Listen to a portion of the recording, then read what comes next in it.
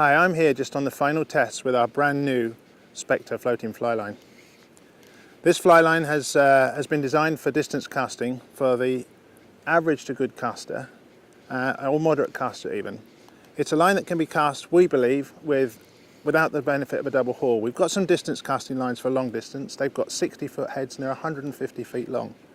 This line, on the other hand, is slightly shorter head. It's at 47 feet. Longer than a normal head for a line, and the ideal loading point is at 47 foot out of the tip of the rod, where the colour change is.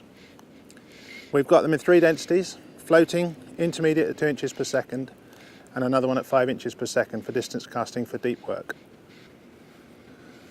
These lines are perfect for the lake, whether bank fishing or off the boat, but designed purposely for bank fishing on small or large waters. The head itself, the head length is longer than normal.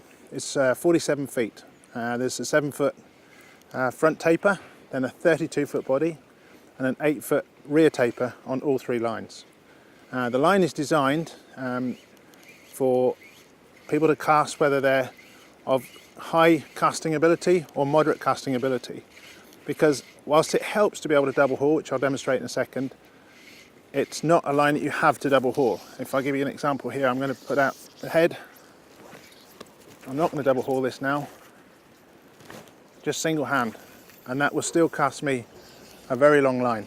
Okay, I am going to now cast this with a double haul, and the line itself is 120 foot long. It's got a ivory head, full head, and the loading point is, as I say, is at 47 feet, which wants to be at the tip of the rod.